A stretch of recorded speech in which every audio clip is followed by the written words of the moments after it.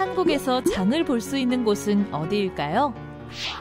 집 근처 전통시장에 가서 필요한 물건을 살 수 있고 대형 마트에서 살 수도 있습니다. 또 집에서 텔레비전 홈쇼핑을 보면서 원하는 물건을 살 수 있고 인터넷을 통해 쇼핑을 즐길 수도 있습니다. 여러분은 한국에서 장을 볼 때 자주 이용하는 시장이 있나요? 함께 이야기해 볼까요?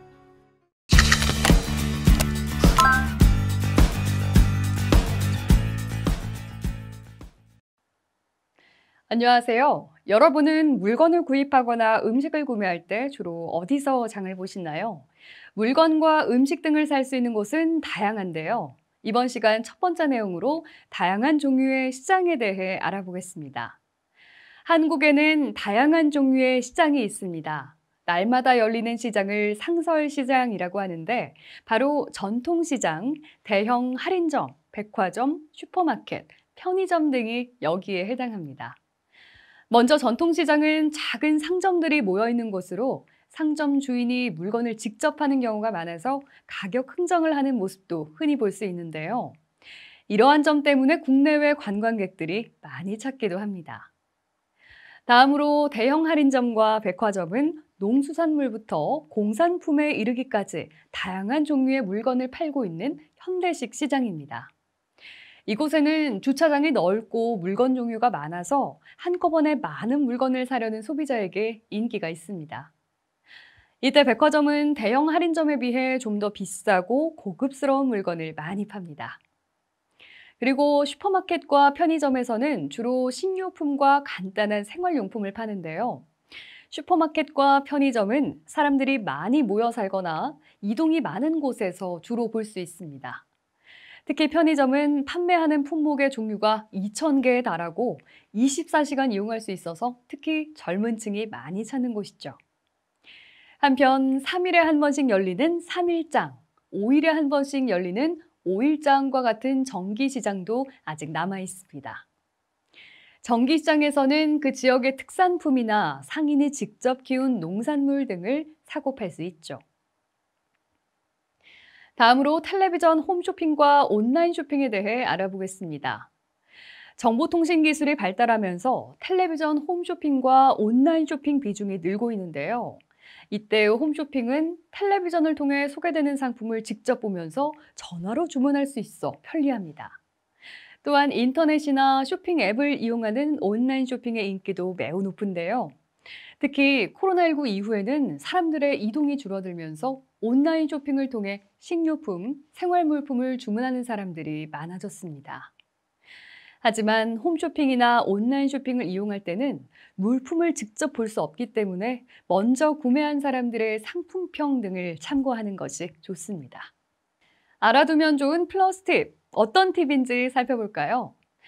여러분 혹시 지역사랑 상품권에 대해 들어보신 적이 있으실 텐데요.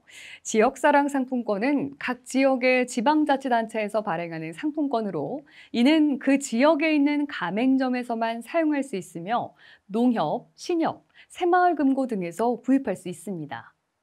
이 상품권을 이용하면 기본적으로 0.5에서 10% 정도 할인을 받을 수 있고 명절에는 추가 할인도 받을 수 있는데요.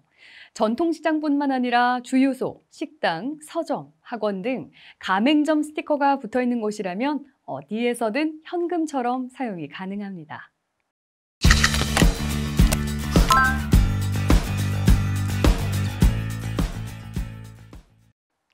이번에는 소비자가 보호받을 권리에 대해 알아보겠습니다. 소비자가 제품을 구입하거나 서비스를 이용할 때 피해를 입거나 불만을 느끼는 경우가 발생합니다. 이러한 경우에 소비자는 수리, 교환, 환불, 피해 보상 등과 같은 보호를 받을 수 있는데요. 한국에서는 소비자가 제품을 구입하고 사용할 때 누릴 수 있는 권리를 소비자 기본법으로 정해놓고 있죠. 그리고 구입한 제품에서 문제가 발생한 경우에는 먼저 그 물건을 구입한 상점이나 그것을 만든 기업과의 상담을 통해 피해 보상을 받을 수 있습니다.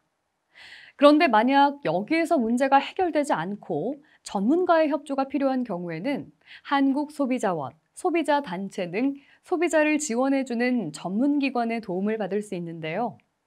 이들 기관은 생산자와 소비자 중 누구에게 책임이 있는지 밝혀주며 생산자의 잘못일 경우 적절한 보상이 이루어지도록 소비자를 도와줍니다. 그럼 소비자의 책임에 대해서도 알아볼까요? 소비자는 자신의 안전과 권리 보호를 위해 책임감 있는 소비자로서 행동해야 합니다. 예를 들어 소비자는 상품을 구입할 때 가격과 품질을 비교하고 음식물의 경우 유통기한을 반드시 확인해야 하죠.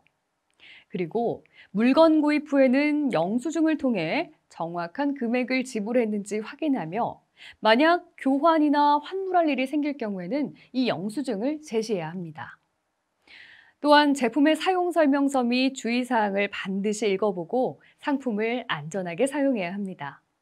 그리고 소비에 필요한 지식과 정보를 얻기 위해 노력해야 하며 자원을 절약하고 환경을 보호하는 현명한 소비 생활을 해야 합니다.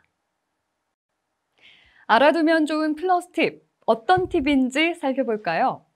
소비 과정에서 피해를 입었을 때는 어떻게 해야 할지 난감할 때가 있습니다. 이럴 때는 1372 소비자 상담센터에 연락을 하면 되는데요. 한국말을 잘하는 사람의 경우 전화와 인터넷 두 가지를 이용할 수 있습니다. 먼저 1372로 전화를 걸어서 통화 버튼을 누른 다음 안내에 따라 상담을 하거나 혹은 1372 소비자 상담센터 홈페이지에 접속해서 인터넷 상담을 클릭하면 됩니다. 또한 한국말을 잘 못하는 사람의 경우 다누리 콜센터 1577-1366으로 전화를 건 다음 상담원의 통역을 통해 1372 소비자 상담센터에 연락을 할 수 있습니다.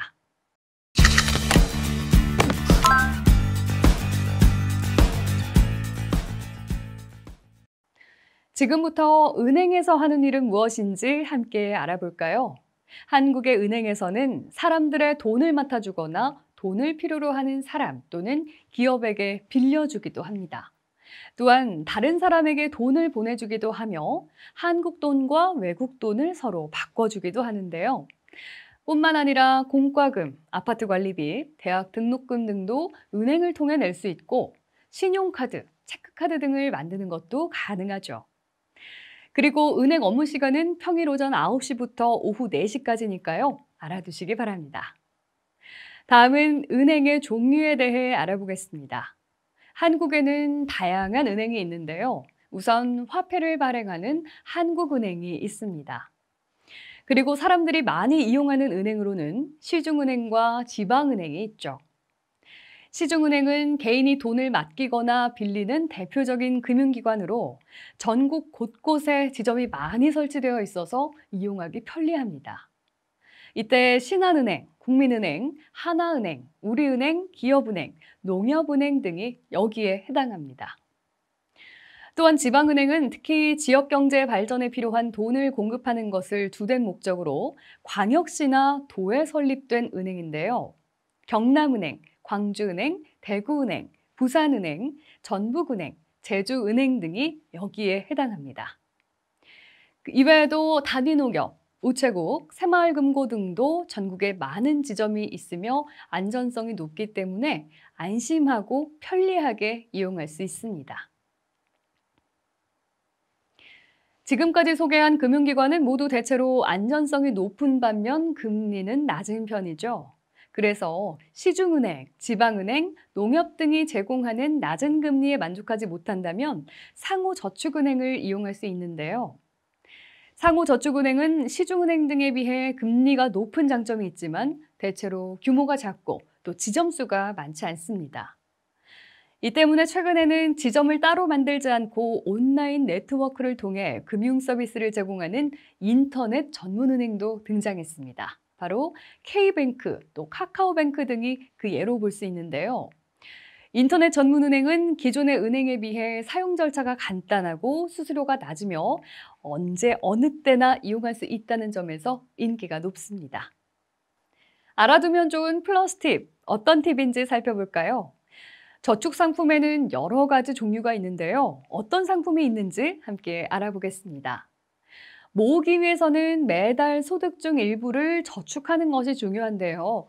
이 저축 상품에는 입금, 출금이 자유로운 보통예금, 일정 금액을 일정 기간 동안 맡겨두는 정기예금, 일정 기간 동안 저축할 금액을 정해놓고 그만큼씩 내는 정기 적금 등이 있습니다.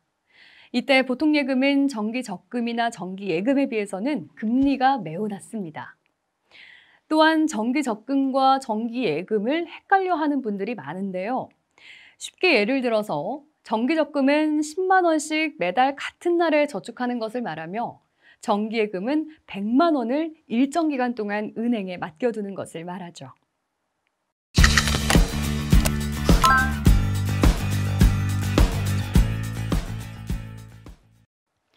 자, 그럼 은행 계좌는 어떻게 만들면 되는지 알아보겠습니다. 은행 계좌를 만들기 위해서는 반드시 본인이 신분증을 가지고 직접 은행을 방문해야 합니다.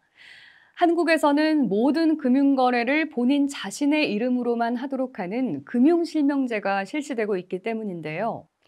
이때 자신의 이름을 다른 사람에게 빌려주거나 다른 사람의 이름을 빌려서 계좌를 만들면 처벌을 받게 되니까요. 주의하시기 바랍니다.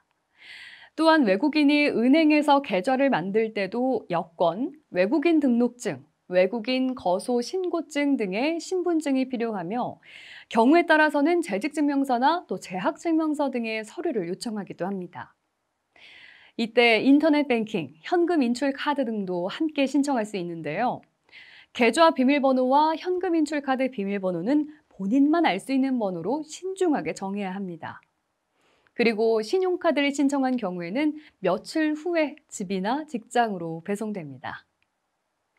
이번에는 금융거래를 하는 방법에 대해 알아보죠. 은행에 계좌를 만든 후에는 ATM, 인터넷 뱅킹, 스마트폰 뱅킹 등 자신이 편리한 방법을 자유롭게 선택해서 금융거래를 할 수 있습니다. ATM에서는 출금, 입금, 이체, 계좌 조회 등을 할 수 있는데요. 여기서 주의해야 할 점은 자신의 계좌가 있는 은행이 아닌 ATM 기기를 사용할 때나 은행 업무 시간 외에 출금을 하거나 이체를 할 때 수수료가 붙는다는 점입니다. 하지만 인터넷 뱅킹이나 스마트폰 뱅킹은 컴퓨터나 스마트폰을 통해서 어디서든 자유롭게 은행 관련 업무를 볼 수 있습니다. 이를 활용하려면 먼저 신분증을 가지고 은행에서 신청서를 작성한 후 공동인증서를 발급받아야 하는데요. 그리고 인터넷 뱅킹이나 스마트폰 뱅킹을 안전하게 이용하기 위해서는 OTP를 통해 일회용 비밀번호를 입력해야 합니다. 또한 자신의 통장에 돈이 들어오고 나가는 것을 스마트폰을 통해 곧바로 확인할 수 있는데요. 입금과 출금을 알려주는 문자 서비스를 신청하면 됩니다. 만약 자신이 모르는 돈이 들어오거나 빠져나갔을 경우에는 반드시 은행이나 경찰서에 신고해야 합니다. 알아두면 좋은 플러스 팁, 어떤 팁인지 살펴볼까요? 예금자 보호제도에 대해서 함께 알아보죠. 한국에서는 사람들이 안심하고 예금할 수 있도록 예금자 보호제도를 시행하고 있습니다.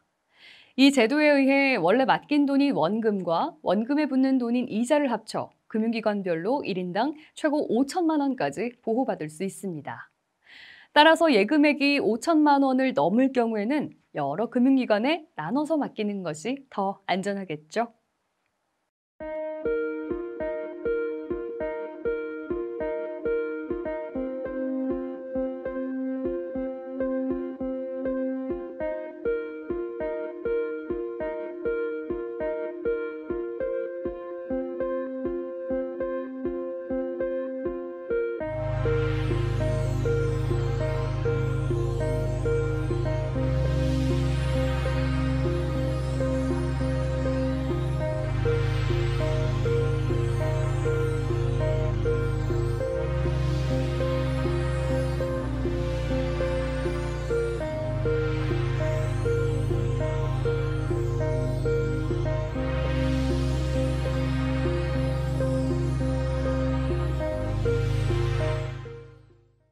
소비자는 스스로 자신의 안전과 권리를 지키기 위해서 상품을 구매하기 전에 가격과 품질을 꼼꼼하게 살펴야 합니다.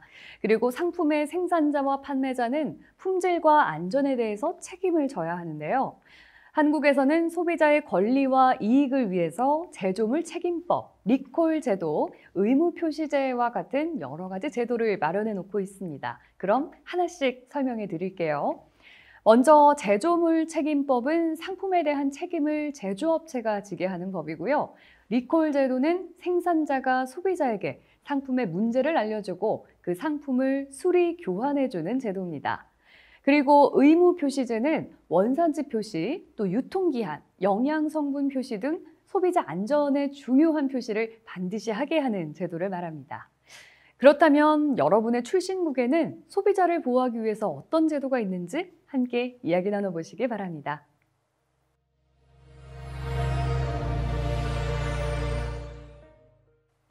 메신저 피싱이란 카카오톡, 페이스북 등과 같은 소셜미디어의 계정에 몰래 로그인한 뒤 거기에 등록된 친구나 가족에게 메시지를 보내서 돈을 빼가는 범죄입니다. 이는 누가 아프다거나 교통사고를 당해서 급히 돈이 필요하니 돈을 보내달라고 해서 다른 사람 계좌로 입금하도록 하는 방식을 사용하죠. 실제로 K씨는 스마트폰으로 메신저를 확인하던 중 친구로부터 갑자기 아이가 많이 아파서 급하게 병원에 가야 되는데 돈이 필요하니까 100만 원만 빌려줘 라는 메시지를 받았고요. 친구가 알려준 계좌번호로 100만 원을 송금했습니다. K씨는 나중에 친구에게 안부 전화를 하는 과정에서 이 메신저가 피싱을 당했다는 사실을 뒤늦게 깨달았던 사건이 있었죠. 그럼 이와 같은 메신저 피싱을 어떻게 하면 예방할 수 있을까요? 첫째, 메신저로 돈을 요구하는 경우 반드시 전화를 걸어서 본인인지 아닌지 확인을 해야 합니다. 둘째, 메신저를 통해서는 절대 개인정보를 주고받아선 안 됩니다.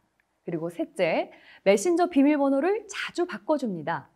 넷째, 메신저에 출처가 분명하지 않은 첨부 파일이나 링크가 있을 때는 클릭을 하지 않습니다. 마지막으로 다섯째, 공공장소에 설치되어 있는 컴퓨터로는 금융거래를 하지 않습니다. 지금 말씀드린 5가지는 반드시 지키시면 좋고요. 이번에는 여러분이 안전하게 금융거래를 하기 위해서 어떤 점을 주의해야 하는지 함께 이야기 나눠보시기 바랍니다.